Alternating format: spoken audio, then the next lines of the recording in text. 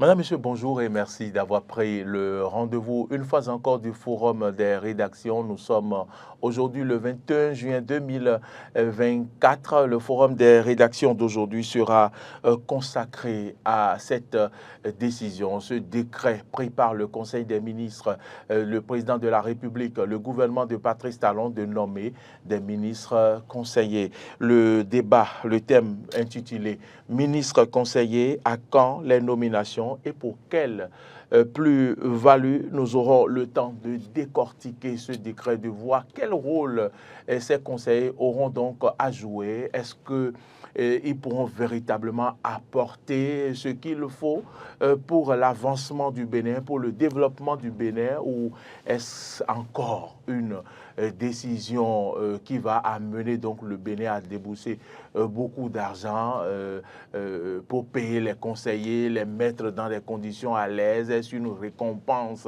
Est-ce un remerciement du gouvernement? Nous allons analyser tout cela pour voir est-ce que véritablement pertinent d'avoir désormais des ministres conseillers pour le Bénin. Voilà un peu de quoi sera faite cette émission. Mes débatteurs sont déjà en place.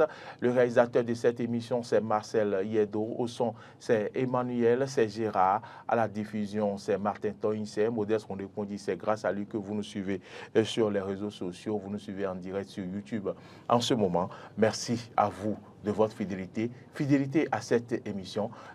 Tous les vendredis, vous êtes au rendez-vous. Et franchement, merci. Je vais vous présenter les débatteurs après cette virgule.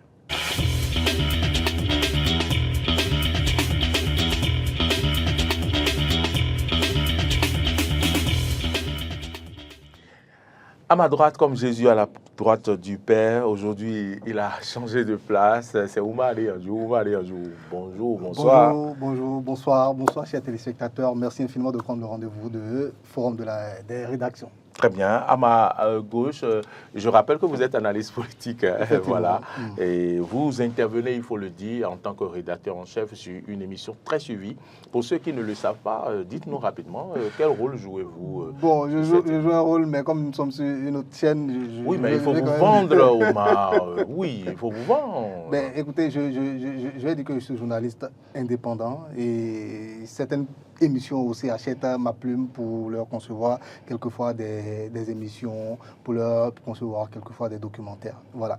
Vous voulez nous dribbler? Vous êtes rédacteur en chef en ce moment sur une émission très suivie, non? Oui, très suivie.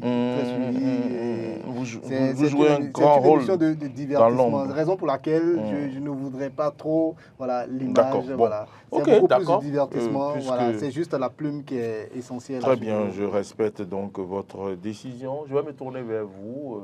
Vous n'êtes plus un inconnu sur cette émission. Stéphane Arin Hossou, merci d'être venu. Bonjour, bonsoir. Bonjour, bonsoir Mauril. Bonsoir aux téléspectateurs et téléspectatrices et surtout aux internautes qui prennent du plaisir à nous suivre tous les vendredis.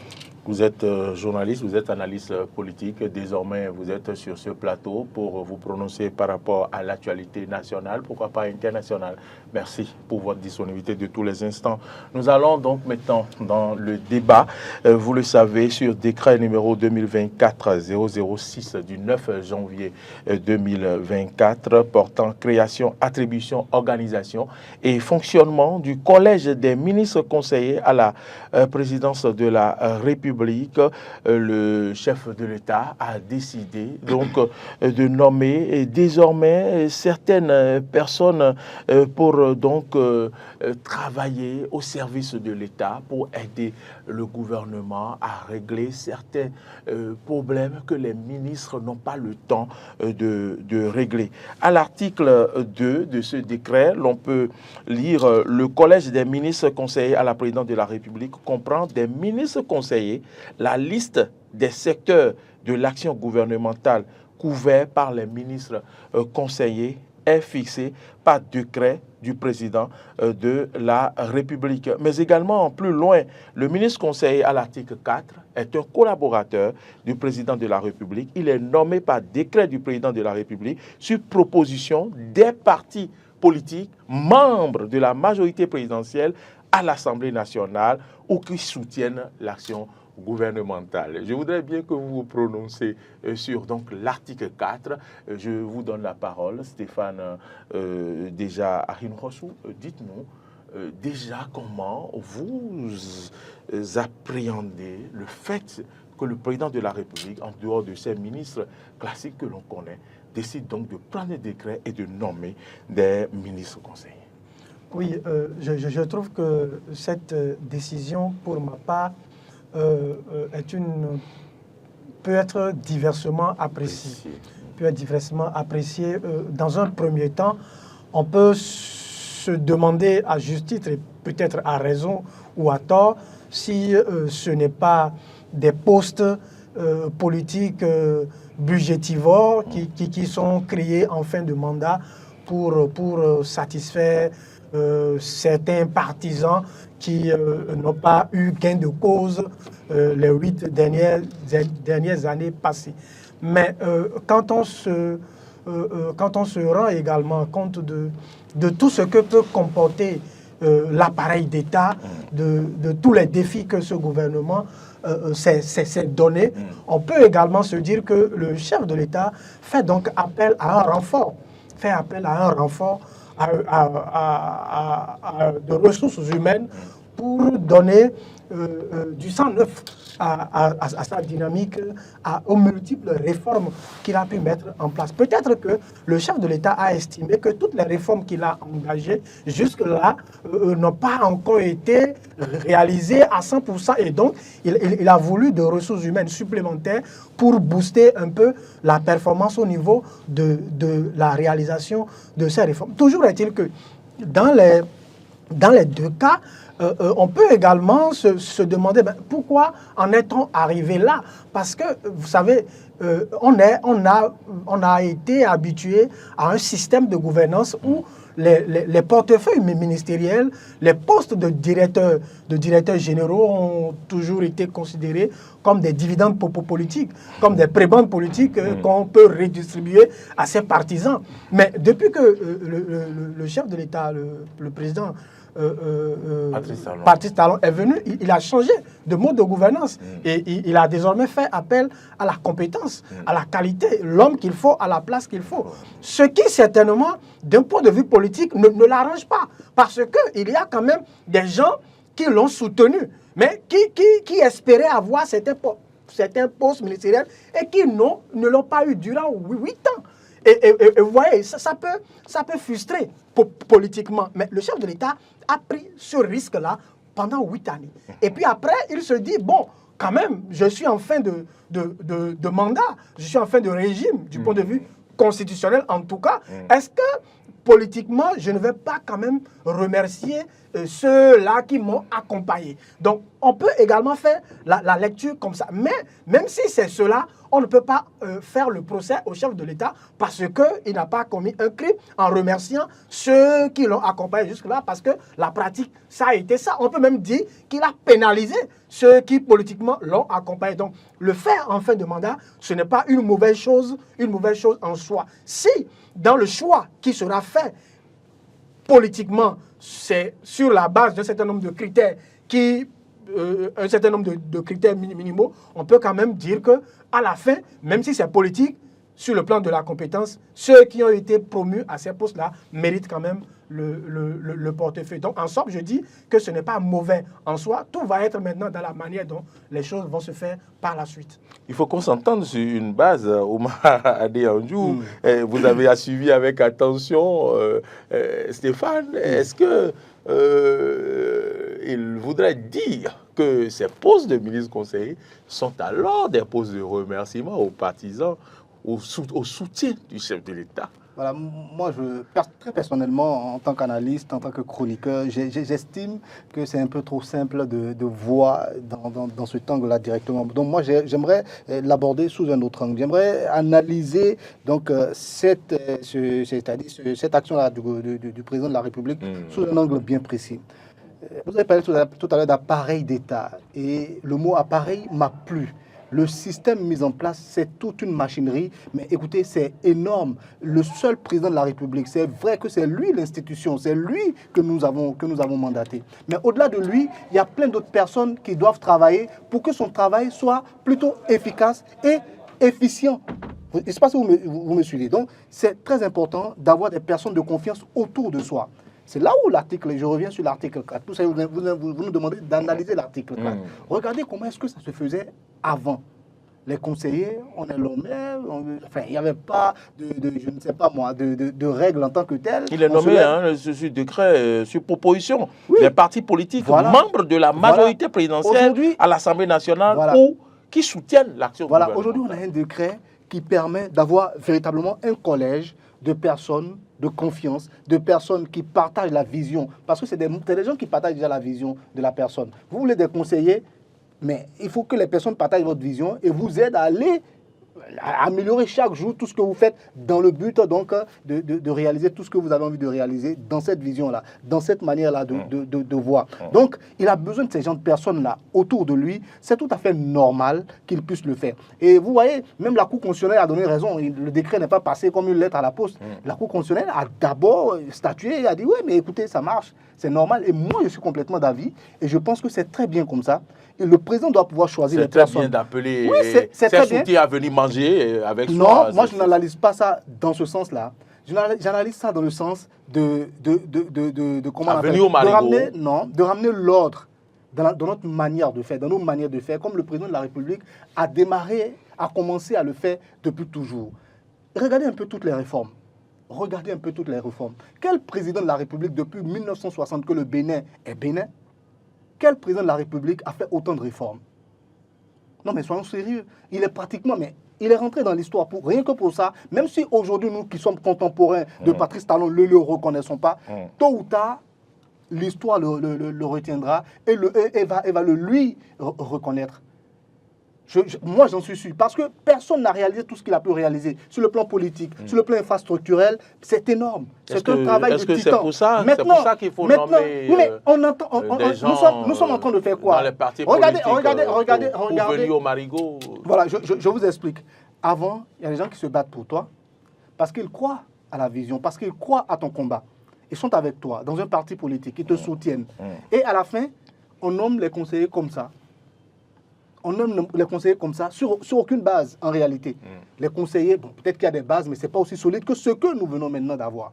Donc, on nommait des conseillers comme ça, et les gens venaient, ils viennent s'asseoir à la présidence, ou bien ils se promènent, c'est des chargés d'affaires, on les voit dans des grosses 4x4 et tout. Mais il y a plus de clarté désormais. On sait que c'est désormais un collège, que tout le monde connaît. Pour un secteur bien précis, on connaît ceux qui vont intervenir dans le secteur, par exemple, de la santé, le secteur des infrastructures, ainsi de suite, ainsi de suite. Et c'est secteur par secteur. Et ça, moi, je pense que c'est vraiment salutaire. Au lieu de vouloir critiquer immédiatement et voir d'un mauvais œil, ou bien voir tout de suite des manigances politiques, moi, j'estime qu'il faut d'abord... Nous portons la voix du peuple. Oui, mais nous portons la voix du peuple. Nous portons la voix du peuple. On veut faire profiter. Nous portons la voix du peuple, mais en tant que journaliste, nous devons également de ne pas prêter des intentions tout de suite, dès le départ. Attendons de voir. Il faut laisser le temps au temps, comme on dit. Attendons de voir les gens à l'action. C'est pas parce qu'il le fait à deux ans de la fin de son règne qu'on va dire que non, voilà, c'est parce qu'il veut remercier. Non, ça ne veut rien. Peut-être que c'est quelque chose qui lui tenait à cœur, mais il y avait d'autres impératifs, il y avait d'autres urgences qu'il fallait régler, mais au fur et à mesure, on les règle un à un. Enfin, ces urgences-là, une à une. Voilà, donc c'est comme ça. Moi, je pense que c'est une très bonne chose.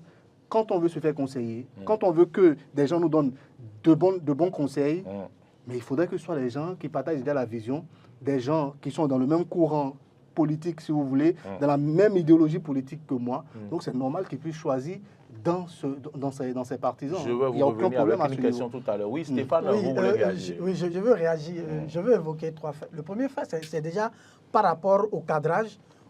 Et je suis d'accord avec moi. Quand il dit que c'est bien encadré. Oui, puisqu'il y a un décret qui a été pris et les articles sont dans ce décret et les ministres conseillers savent ce qu'ils doivent faire. Absolument. Et les secteurs sont ciblés. Ça veut dire qu'il y a des secteurs qui sont ciblés. Il y a un cahier de charges bien précis et il y a un effectif. Un décret de 8 articles, Voilà. je le rappelle. Et donc, il y a également un effectif qui est retenu par rapport à ce collège, n'est-ce pas, donc, de conseillers, de ministres. De ministres conseillers. De ministres Conseillers. conseillers. Donc, de ce point de vue-là, on a comme l'impression que c'est quand même une démarche qui a été bien nourrie de façon méthodique. Et ça peut servir de base de gestion administrative du point de vue des nominations à la présidence par rapport aux conseillers pour les fois à venir. C'est déjà un outil de gouvernance, un outil de nomination qui est vraiment très important. Deuxième chose, je veux dire qu'on ne va pas ici s'embourber dans un idéalisme politique béat pour dire que bon, c'est pas patriotisme, c'est pas par intérêt, c'est pas de choses là que on fait la politique. On ne fait pas la politique pour les beaux yeux de quelqu'un. On va à la politique pour des intérêts. Pour des intérêts, on peut dire... Pour profiter. Voilà, on peut dire intérêt collectif, on peut dire tout ce qu'on va dire là. Ça va être individuel. Oui, on peut également dire individuel, parce que dans intérêt là, il y a le collectif et il y a l'individuel. Stéphane, c'est pas de l'idéalisme béat. Je vais vous expliquer quelque chose. Vous savez, d'accord, allez jusqu'au bout. En fait, celui qui sert à manger à un malade, on ne peut pas lui refuser de l'appeler le doigt. C'est pas méchant de le faire. C'est pas méchant de le faire. Et donc, je trouve que ceux-là qui sont nommés, même s'il y a un intérêt, c'est-à-dire que le contexte est tel que dire que ça peut faire croire à une récompense là. C'est pas forcément vouloir faire un procès au gouvernement. Non, c'est une réalité qui se justifie. Et quand on sait que ces formations politiques, on peut dire, ont été écartées, parce qu'il y a des gens qui voulaient des dénominations qui ne l'ont pas eu. Maintenant, ça là que le chef de l'État a donné là, c'est quand même, ça va susciter une sorte d'échauffourée au niveau des formations politiques. Parce que les gens vont se jeter dessus, vont se huer dessus parce qu'ils veulent ça. C'est bien. Mais au-delà de ça, on dit que c'est quand même bon pour l'État parce que ceux-là qui sont appelés par le chef de l'État ont une tâche bien précise, même si à la fin, ils vont pouvoir en tirer quelque chose. Donc, le chef de l'État n'a pas tort. Même si c'est un remerciement, personne ne peut lui faire ce procès. C'est normal, c'est légitime. Quand quelqu'un te soutient, il faut lui donner à manger. Hein? C'est ce que je voudrais notifier. Maintenant, il y a un dernier aspect. Oui. Il y a un dernier aspect. Peut-être qu'on pourra y revenir. Parce que dans l'article que tu viens de lire, on a dit les partis majoritaires qui sont à l'Assemblée nationale. Voilà. Cela veut dire qu'il y a un fait. Parce que ce n'est pas seulement l'UP et le BR qui soutiennent les actions du chef de l'État. Mais il y a Moël, il y a quoi, Renaissance. Oui, voilà. mais ceux-là ne sont pas représentés, par exemple, à l'Assemblée nationale. On dit les partis majoritaires qui sont à l'Assemblée nationale. Présidentiels, des partis politiques membres de la majorité présidentielle à l'Assemblée nationale ou qui soutiennent l'action du gouvernement. C'est élargi, c'est tout ce qui... Sinon, je voulais évoquer... Renaissance nationale. D'accord. Donc, à un moment donné, je pense que tous ceux-là auront quand même quelque chose... à se mettre sous la dent. Un lot de consolation en fin de mandat. Stéphane, loin de moi l'envie de... Enfin, c'est même pas, je n'appelle même pas ça une envie. Je conteste avec la plus grande rigueur le fait que vous pensez que c'est de l'idéalisme béat, comment on appelle, cette ma manière de voir les choses. Je vais vous dire une chose. Moi, ma rigueur dans mes analyses m'impose de ne pas m'arrêter aux discussions de rue, aux discussions de boutique. Vous faites des projections, moi, je me dis, voilà, des choses qui peuvent arriver peut-être dans 5 ans. C'est justement cela notre rôle, faire des projections, essayer de voir qu'est-ce qui a pu pousser, voilà, aller au-delà de ce que le commun des mortels, voilà, en tant que journaliste, ne voit pas. Le citoyen lambda ne fait pas l'analyse que nous faisons. Mais si nous sommes venus parler comme l'homme de la rue ici, pour moi, ça ne sert à rien. Attendez, qu'on fasse des récompenses à un parti politique qui nous a soutenus. L'objectif comment on appelle, de l'engagement politique, c'est quoi? C'est aller gérer la chose publique, à vouloir gérer la chose publique et comment on appelle également, comment on appelle, bénéficier de tout ce qu'il y a comme on appelle autour. Mais où est le problème? Moi, je ne vois aucun problème à ça. Donc moi, j'estime que c'est un peu trop simple de vouloir dire que non, c'est pour récompenser, si c'est pour récompenser ça. On n'est pas encore rentré dans le débat lorsqu'on le dit comme ça. Moi, je dis, quel est le problème qu'on veut régler? Lorsqu'un gouvernement pose une action, c'est parce qu'il veut régler un problème. Les conseillers avant qui les connaissaient. Les conseillers avant qui les connaissaient. Ça, c'est un premier aspect. Le seul ministre, je prends l'exemple simplement du ministère de la Santé, le seul ministre de la Santé peut tout faire. Le seul ministre de la Santé ne peut pas tout faire. Allez dans un hôpital, un chirurgien qui veut travailler, il est spécialiste de son domaine, il a tout. Mais il y a des cas qui viennent et il se dit, est-ce que si, est-ce que si, est-ce que si? Bon, appelez-moi telle personne. Bon, tu penses que si, voilà. C'est comme ça. On a besoin d'un autre technicien aussi, peut-être à côté. Donc, il y a des choses qui sont peut-être très techniques. Et moi, ce que je souhaiterais, c'est que ce collège de ministres et, comment on appelle, conseillers, soit des techniciens de chaque domaine. Je ne sais pas si vous comprenez. Et c'est ce qui est prévu, hein. Le président l'a dit je l'espère, sa conférence parce que ça de presse, nous manque. Ça nous manque. Regardez, il y a certains secteurs dans notre pays, tu rentres dans l'administration de ce secteur-là, mais je prends juste la culture. Combien d'hommes de culture, combien de personnes formées dans le domaine de la culture sont aujourd'hui dans nos ministères, dans les administrations qui se chargent de la culture. Donc il y a beaucoup de ces aspects-là qu'il faut voir. Si le président peut être accompagné de spécialistes qui vont lui permettre d'avoir une bonne direction, qui vont lui permettre d'avoir une bonne compréhension des choses, mais il y a quoi de plus normal?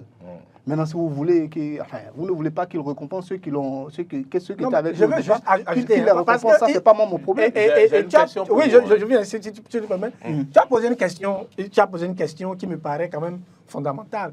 Quel est le problème qui veut être réglé?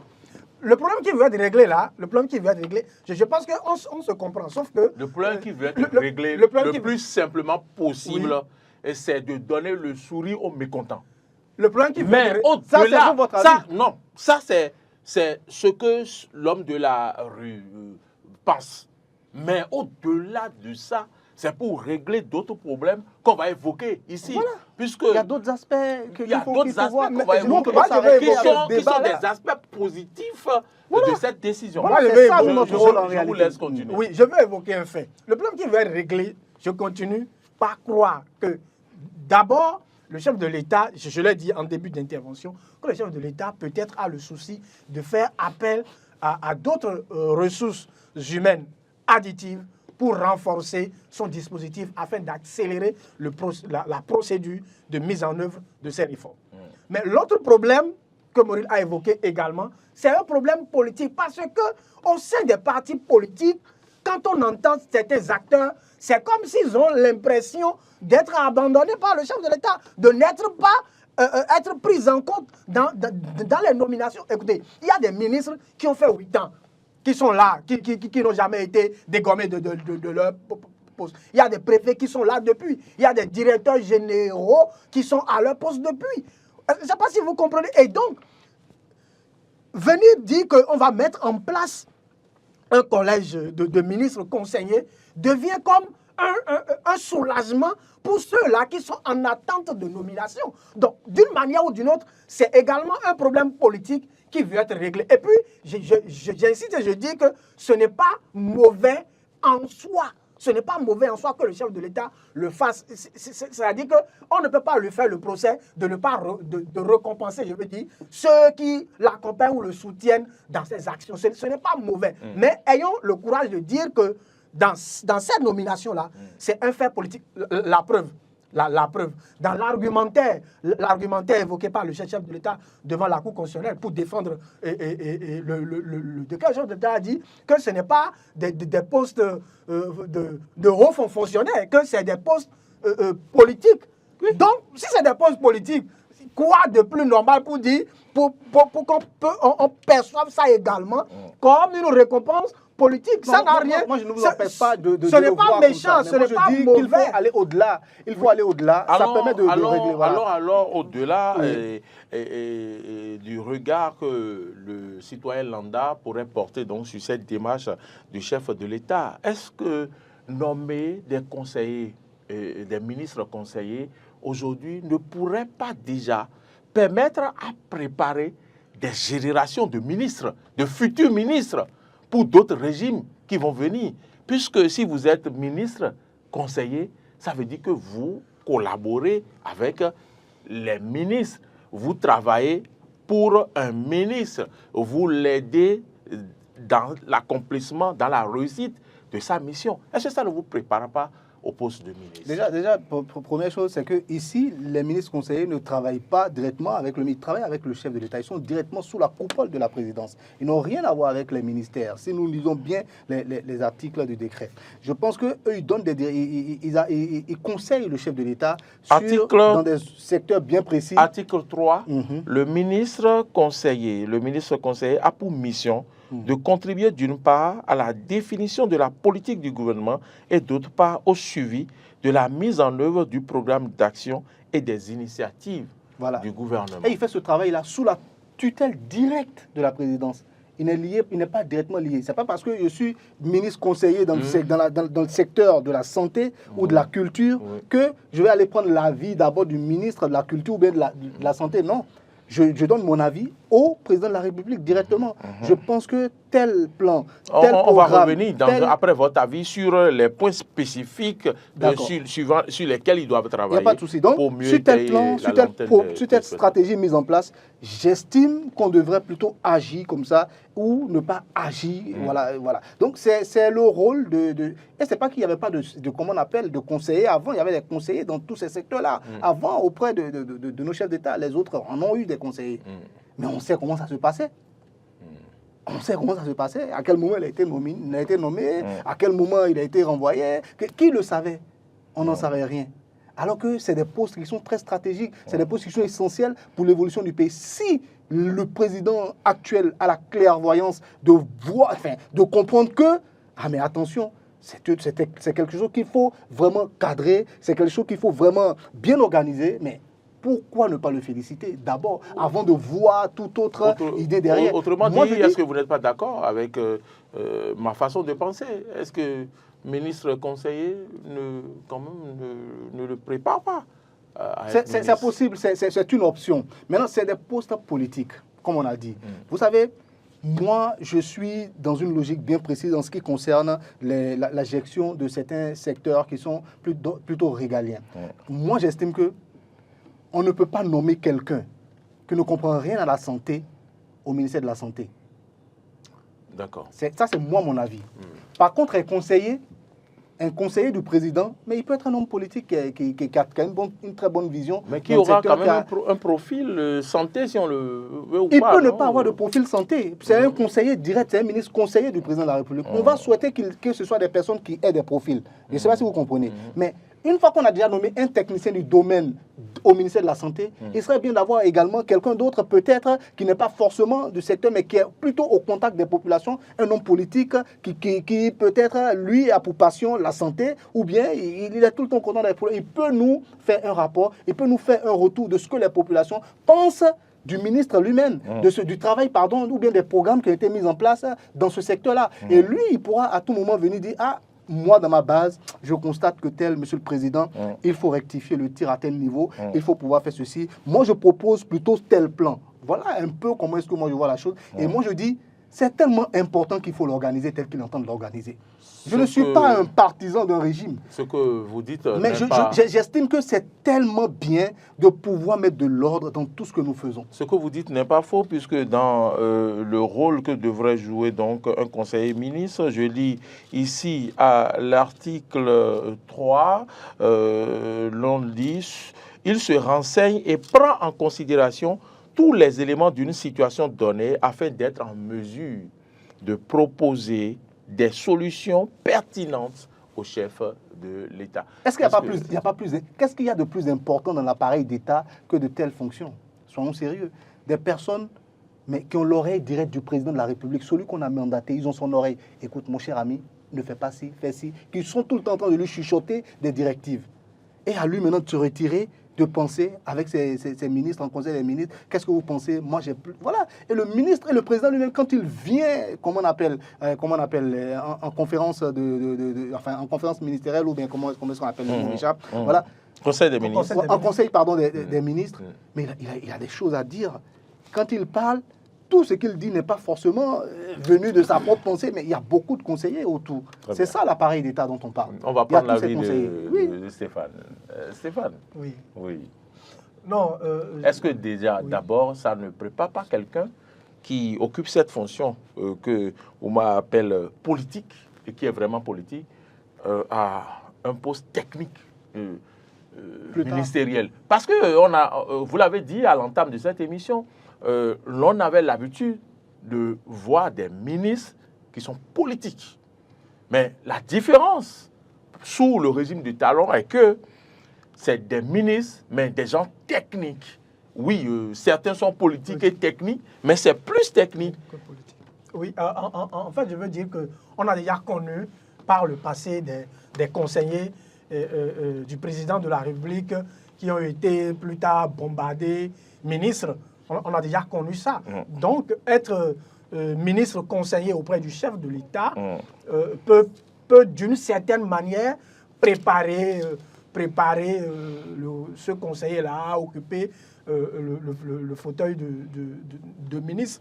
Bon, étant entendu, si on reste dans la logique de ce que Ouma a entendu dire, si c'est encore un technicien qui a été mis au poste de conseiller, de ministre conseiller, ce serait normal, ce serait le bon couloir de transition pour aller vers le poste de ministre. Ensuite, moi, ce que je vois, ce peut être également, ça peut créer, si on veut voir la chose comme un couloir de transition ou un couloir qui prépare, on peut également se demander si cela ne va pas générer. C'est vrai qu'il y a un cahier de charge bien précis. Est-ce que cela ne va pas générer, parce qu'on a connu ça par le passé, cela ne va pas générer des guerres de leadership, parce qu'on a connu par le passé des conseillers auprès du chef de l'État qui se la jouent, qui se disent « Moi, je suis proche du chef de l'État, lui, il est ministre, donc je suis plus important que lui. » Je pense même que ça va régler le problème. Dans l'appareil. On connaît aussi ces problèmes-là. Oui. Nos hommes politiques, c'est vrai, moi, je ne leur en veux pas pour cet aspect-là. Parce que quand on s'engage en politique, c'est ça exactement. C'est quoi? On veut gérer la chose publique.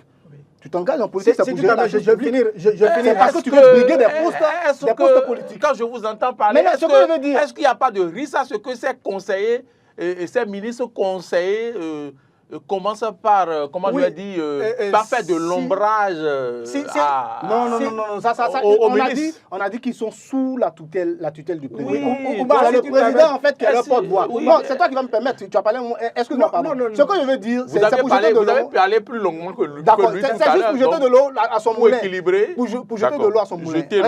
Regardez un peu. Vous dites que ça va permettre de régler, ça va créer peut-être un problème concernant les égos de chacun et tout. Mais moi, je dirais même que ça va régler des problèmes. Tous ceux qui sont là, c'est parce qu'ils veulent atteindre au moins le rang de ministre. Tous ces courtisans qui sont auprès de chef de l'État, c'est parce qu'ils veulent atteindre le rang de ministre au moins. Tout le monde court pour ça. Donc si au moins, désormais, on a un autre type de ministre conseiller qui est là pour tout ce monde-là. Mais le problème est réglé. Voilà, ça c'est pour faire le débat au niveau où vous voulez le mettre. Mais sinon, en réalité, si on veut élever le niveau du débat, moi je pense que, c'est mon avis, c'est sincère, ce n'est pas parce que je suis partisan de qui que ce soit, c'est une très bonne initiative. Recadrer également ce secteur-là, tous les secteurs ont été recadrés. Regardez tout ce qu'on a fait pour mettre les politiques, pour faire la politique autrement dans notre pays.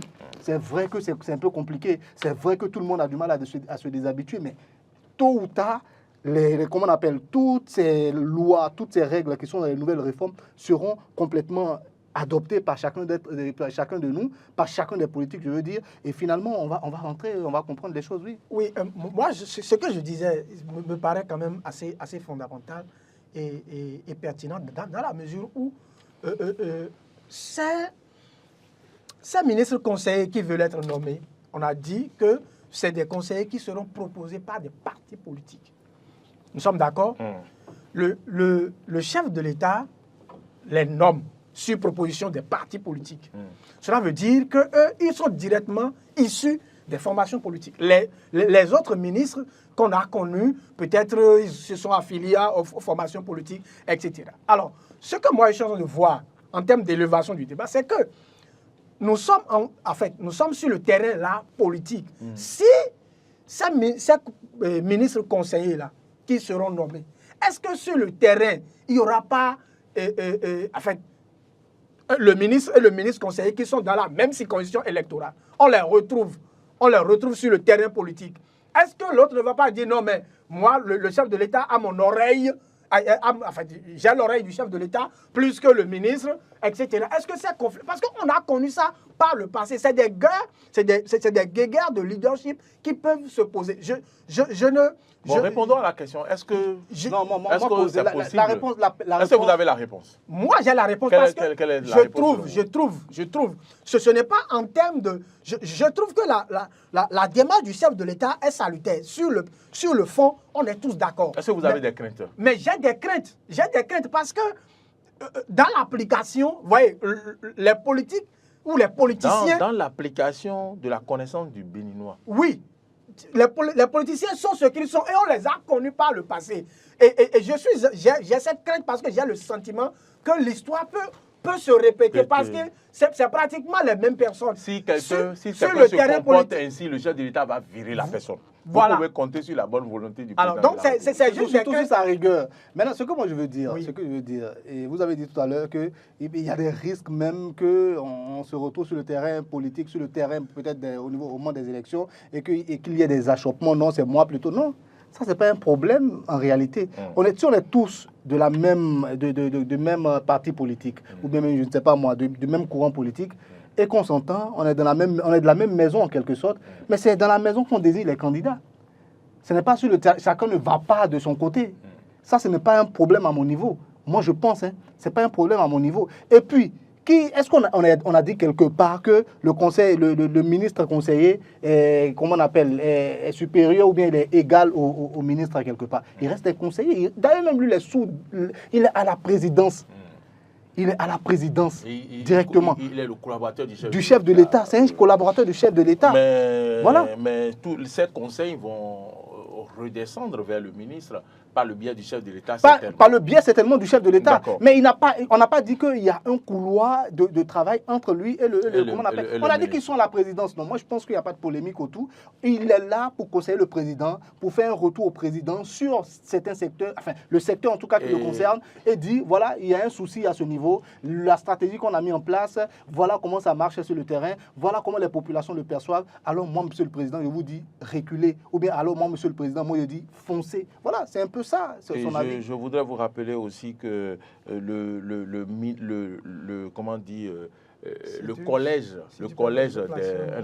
collège des ministres conseillers aura donc un coordonnateur qui, lui, va faire le suivi et qui sera donc en conseil des ministres pour représenter également les conseillers. Je vous donne la parole 2 secondes en attendant de revenir sur un peu le rôle, les attributs d'un ministre conseiller pour qu'on voit est-ce qu'il y a une plus-value en ce qui concerne les ministres conseillers et s'interroger sur quand est-ce qu'ils seront nommés avant de clôturer cette émission. Alors, je suis toujours dans les craintes, même si ça semble... Vous êtes toujours craintif. Oui, je suis toujours craintif, même si ça semble ne pas être du goût de Oumar aujourd'hui. Je trouve que, voyez-vous, le risque de collision, il parle de collision. Oui, c'est le risque de clash. Oui, c'est un risque qui est en filigrane, qui se voit. Parce que, écoutez, on est béninois et on sait comment. Il y a déjà un antécédent ou, si vous voulez, une jurisprudence. Parce que, écoutez, vous n'êtes pas rassuré que le chef de l'État est capable de se séparer de celui qui ne respectera pas correctement son couloir et ses principes. Le chef de l'État est ingénieux. Ça, on le sait. Et sur ce coup-là, il a été encore plus ingénieux. Mais je dis que j'ai des craintes par rapport aux hommes qui seront mis à ces postes. Écoutez. Si par exemple, dans le domaine de la... Je dis un truc comme ça. Dans le domaine de la santé, il y a un cahier de charge. Le monsieur qui est mis à ce poste-là fait des options, fait des propositions qui sont reversées au chef de l'État, qui doit assurer le couloir ou l'intermédiation entre les propositions qui lui sont reversées et les instructions à donner au ministre pour la mise en œuvre d'un certain nombre de réformes. Est-ce que est-ce que par rapport à l'ego, l'autre ne va pas dire, ben, quand même, c'est moi qui suis le ministre. Le ministre proche du chef de l'État qui le revêt. Il faut d'abord s'interroger s'il saura si ça vient Oui. du conseiller ou du président même. Absolument. Le président ne lui dira pas que c'est des propositions du conseiller, forcément. Tout à fait, tout à fait. Donc, en fait, tout cela va dépendre de comment, puisque tu as parlé de coordonnateur, Oui. tout cela va dépendre de comment ça va être coordonné et de comment le chef de l'État va gérer tout ça. Parce que, ne l'oublions pas, c'est la gestion des ressources humaines. Et quant à la gestion des ressources humaines, il y a un certain nombre de desiderata insigneuses qui sont quand même en l'air. Et quand on ne sait pas faire, ça peut créer d'autres conflits. Bon. Aussi bien qui peut dégénérer sur le terrain politique et qui ne peuvent pas être forcément favorables au chef de l'État. Donc, c'est une bonne décision, mais dans la mise en œuvre, dans la pratique, il faut pouvoir encadrer tout ça pour que cela ne déborde pas. On comprend vos craintes et je pense que le chef de l'État va pouvoir écouter et prendre en compte juste en deux mots, vos remarques. Vous ne voulez pas, il nous reste 13 minutes, si vous ne voulez pas une petite compréhension de ce que je comprends de tout ceci. En deux mots, peut-être que ça va dissiper vos craintes. Oui. Ok. Il y a deux personnes qui travaillent autour du chef de l'État. Il y a un qui exécute directement ce que le chef de l'État prend comme stratégie, comme plan, comme politique. Oui. On est d'accord? Lui, il exécute directement. Et il y a l'autre qui est en amont, qui lui sursure ou bien chuchote à l'oreille. Écoute, fais comme ça, fais comme ça. Oui, à quel moment? Enfin, le point d'achoppement, moi, je ne vois pas. Enfin, c'est mon avis. Hein. Espérons qu'il y aura pas collision. Au titre de ministre conseiller, le ministre conseiller aura, il participe à l'élaboration des politiques sectorielles. Il contribue à la préparation des discours politiques dans lesquels il fait valoir les idées, les options et les opinions du gouvernement de manière à informer la population et à lui expliquer certaines prises de position du gouvernement. Je continue. Le conseiller ministre se renseigne, le ministre conseiller se renseigne et prend en considération tous les éléments d'une situation donnée afin d'être en mesure de proposer des solutions pertinentes au chef de l'État.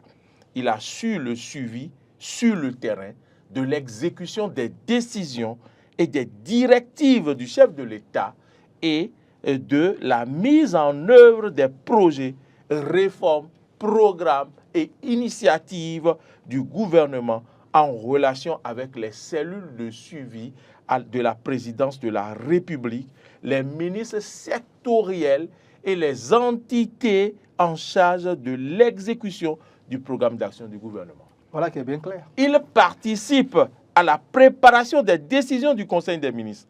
À cette fin, il est membre du comité interministériel et participe aux réunions initiées par le président de la République ou les ministres sectoriels.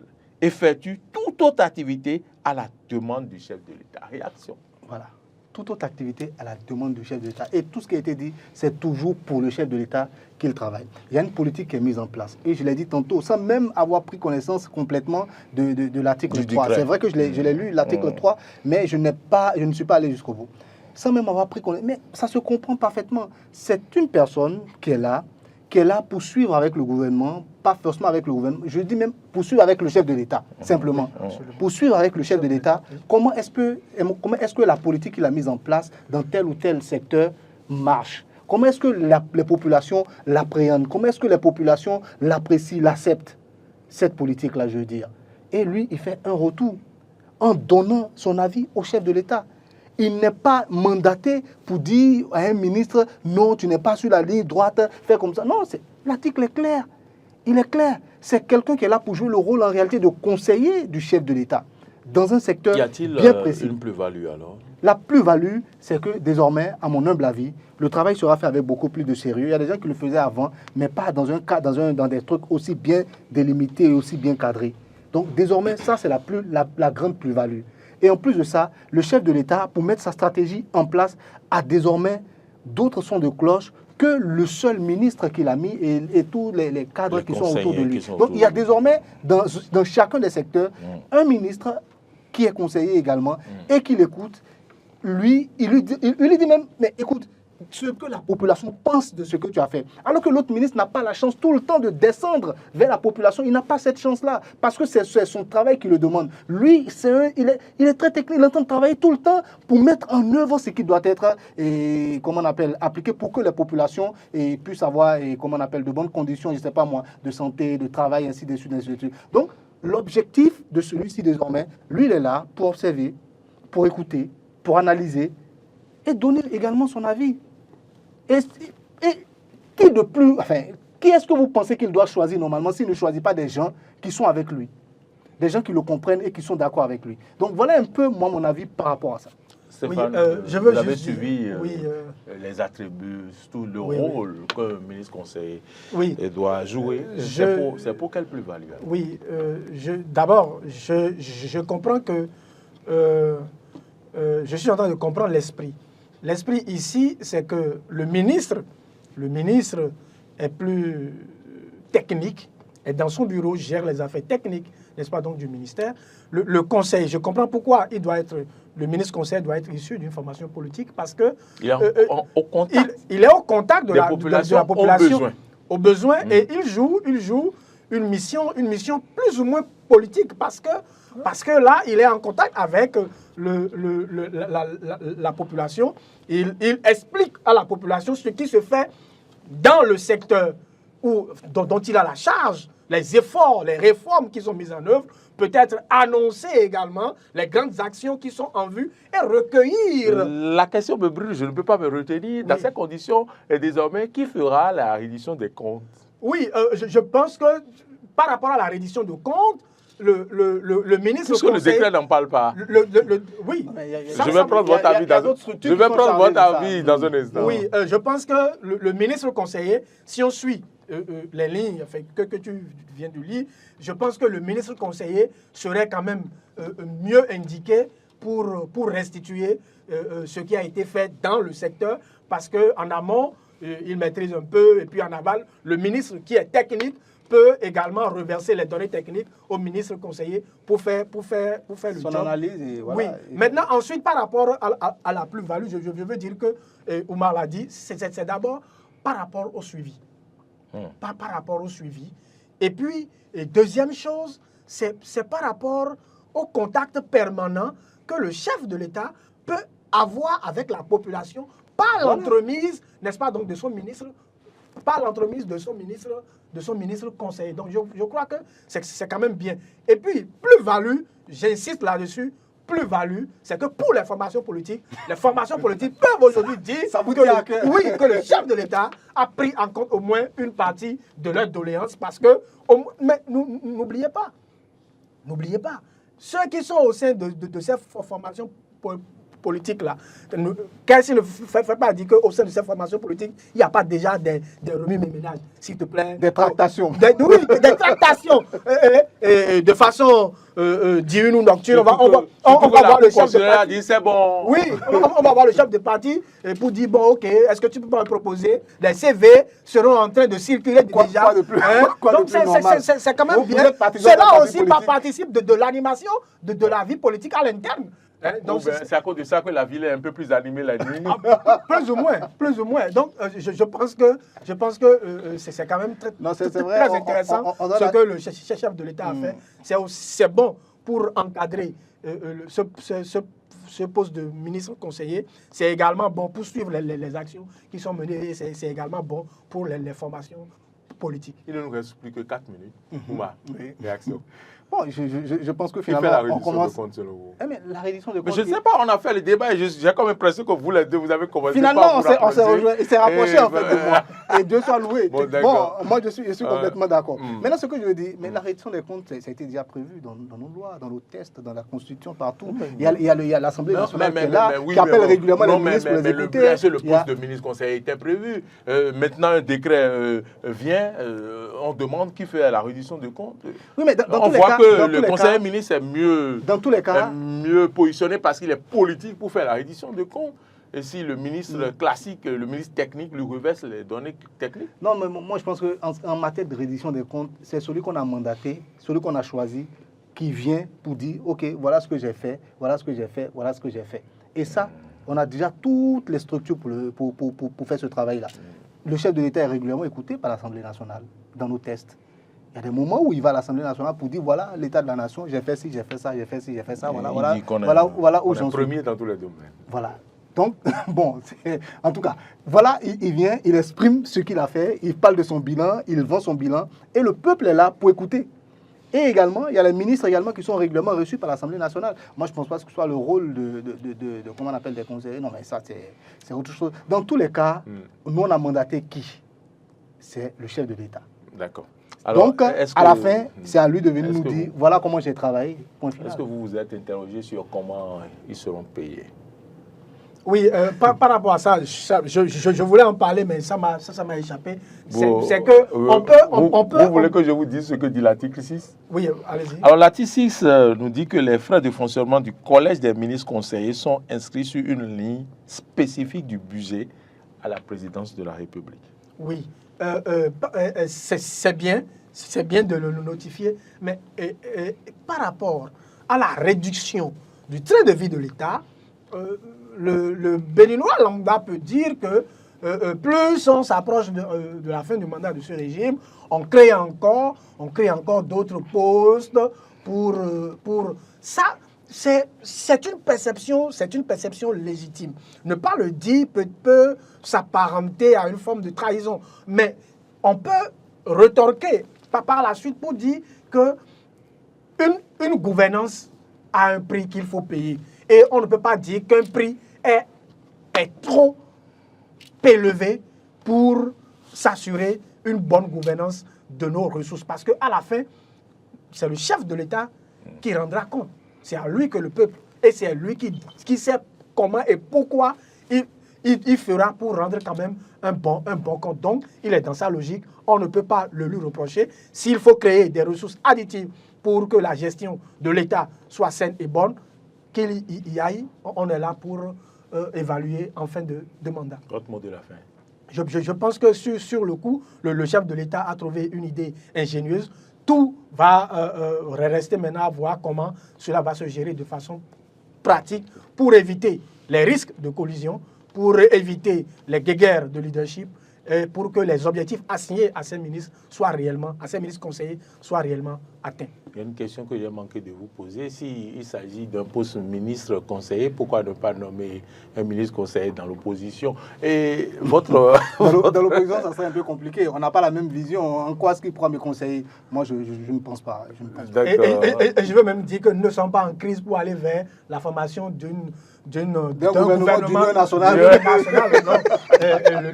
Voilà, c'est à lui qu'on a le mandat. On n'est pas en crise pour former le collège de ministres conseillers d'Union nationale.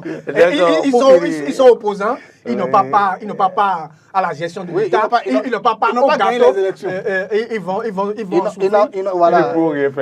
Ils n'ont pas se remettre au travail et le moment venu, ils vont pouvoir gérer à leur façon. Oui, moi, mon mot de la fin, c'est que, en tout cas, je pense que le Béninois aujourd'hui commence à comprendre de plus en plus que lorsqu'on donne mandat à un chef de l'État, on le laisse travailler jusqu'au bout. Et je pense que le président de la République, il a beaucoup risqué. On ne le voit pas. Il a risqué sa popularité surtout pour arriver à ce stade-là aujourd'hui. On le laisse désormais, on laisse le chef de l'État travailler au Bénin. Vous vous rendez compte? Il y a quelques années, il n'avait pas le temps de travailler. À peine il pose une action, il y a quelqu'un qui se lève, qui fait une marche. À peine il fait ci, donc il a cadré tout ça. Et nous sommes aujourd'hui dans la même logique. Cadrer les choses, mieux organiser les choses, mieux gérer l'État dans l'orthodoxie. Et parlant d'orthodoxie, il faut dire une chose. Moi, je dis, il faut continuer à communiquer, comme on a commencé au départ, sur ce que perçoivent les gens qui sont au niveau de l'exécutif. C'est très important. Ça rassure les populations également. OK? Maintenant, quels moyens est-ce qu'on met à la place? Mais une fois qu'on l'a mandaté, on doit pouvoir lui donner tous les moyens. L'essentiel est qu'il atteigne les objectifs. On est d'accord? Merci. Voilà. C'est un peu ça, moi, mon objectif. Les conseillers, les ministres conseillers, qu'on les paye comme cela se doit pour qu'ils puissent faire leur travail, qu'on les dote de tout ce dont ils ont besoin pour qu'ils puissent être sur le terrain régulièrement. Ils en ont besoin. On a dit ministre, c'est pas n'importe quoi. Donc, il faut leur donner tous les moyens pour bien faire le boulot. C'est fini pour le forum de rédaction de ce soir. Merci à vous qui nous avez suivis de bout en bout. J'espère que ce débat a été intéressant à votre avis. Si c'est le cas, partagez le débat sur les réseaux sociaux, mais également likez. Vous avez suivi à ma droite Oumar Adéandjou, il est journaliste, analyste politique. Merci d'être venu sur ce plateau. À ma gauche, c'est Stéphane Ahinou-Khossou, il est analyste politique. Merci Stéphane d'être venu. Merci. Madame, Monsieur, merci à vous de nous avoir suivis. Oui, nous avons parlé de ministres conseillers. À quand les nominations et pour quelle plus-value? Vous avez connaissance désormais du contenu du décret pris par le Conseil des ministres, par le gouvernement et qui donc organise un peu le fonctionnement et je pense que vous avez beaucoup appris. Merci à toutes et à tous de nous avoir suivis. Marcel Yedo était à la réalisation et Gérard Emmanuel était au son. Modeste Mondekondi, Community Manager, c'est grâce à lui que vous nous suivez sur les différentes plateformes. Et puis, à la diffusion, c'était Martin Foyisset. Bonne suite de nos programmes et surtout, passez un excellent week-end en compagnie de nos programmes.